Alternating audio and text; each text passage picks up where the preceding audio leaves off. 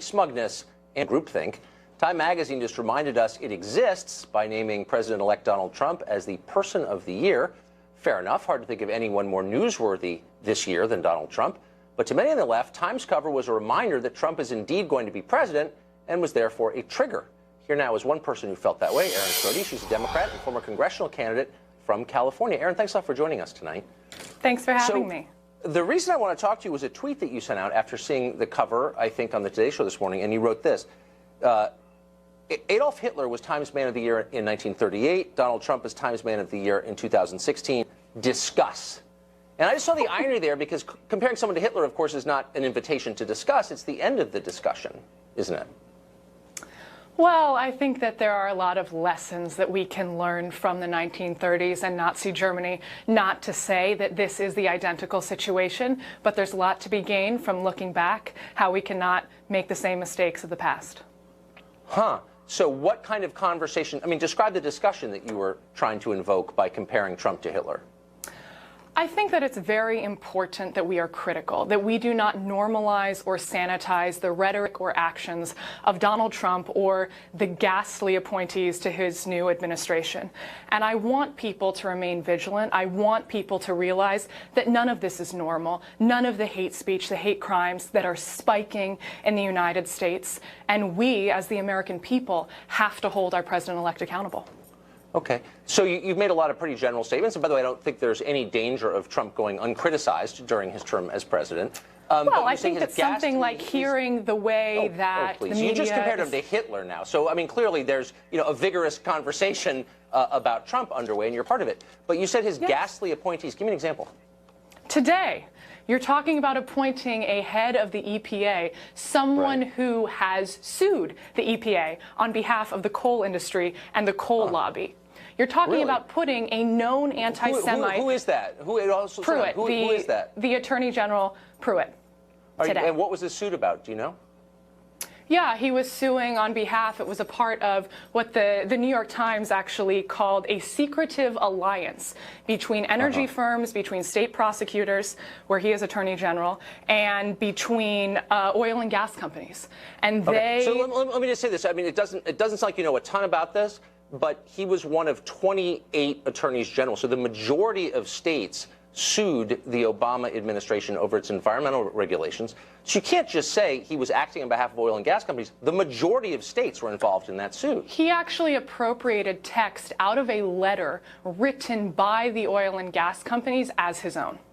Right. So what about that did you disagree? In other words, so what you're doing here is you're quoting out of context of a New York Times piece that says because he has the same views as an oil and gas company, they're illegitimate, but you're not actually making the case against him. And that, I guess, is what bothers me. I think there are a lot of cases to be made against Trump or his policies, and that's all totally legitimate. What is not legitimate and what does not lead to fruitful conversation or solutions is name-calling, and that's what you're doing.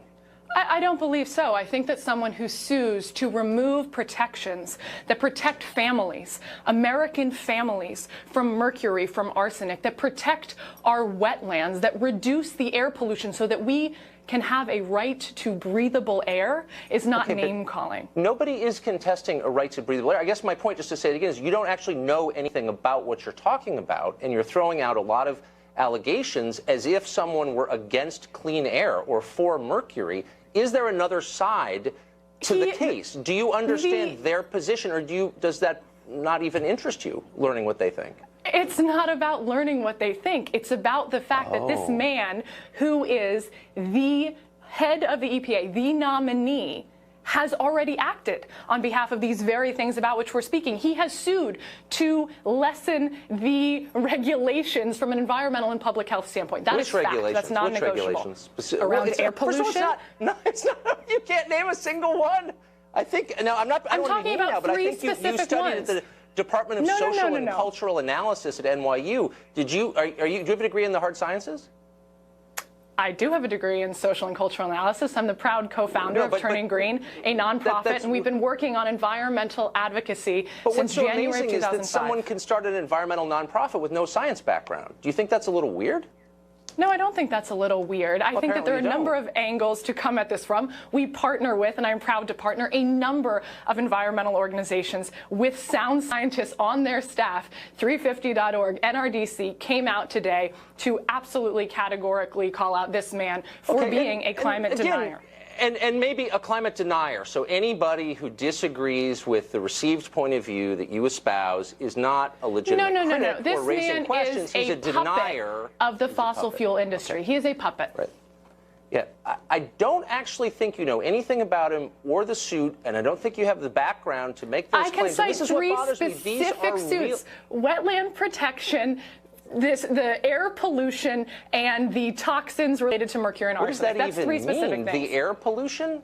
What suit is that? What law was he contesting? He sued to reduce regulations around carbon pollution in the air. Okay. So all regulations are good, and anyone who challenges them is an accomplice to Hitler's rise, is a denier. I mean, what you're doing No, these are is conclusions to which you are arriving. No, actually, I'm not making the claim. I'm merely saying there's probably another side to the argument. You seem wholly ignorant of it and not interested in learning it. And instead, you are content with dismissing this guy as a moral criminal. And I'm saying that that's not the kind of conversation that leads to solutions. It's the kind that leads to demonizing other people.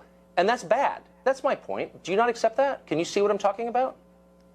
I see what you're talking about, that name-calling and hate speech and toxic rhetoric is how we've derived at this point. We have a president-elect who has built a whole campaign cycle around it. You just compared this guy to Hitler, and then with a straight face, you're going to accuse him of engaging in hate speech. I mean, I'm sorry, I can barely hear the irony alarm is so loud in the background. I don't want to be cruel to you. This man, Donald Trump, has appointed as his chief strategist and top advisor, Steve Bannon. Are you going to tell me that Steve Bannon is not a white supremacist, is not an anti-Semite, that he is putting that very ideology in the Oval Office?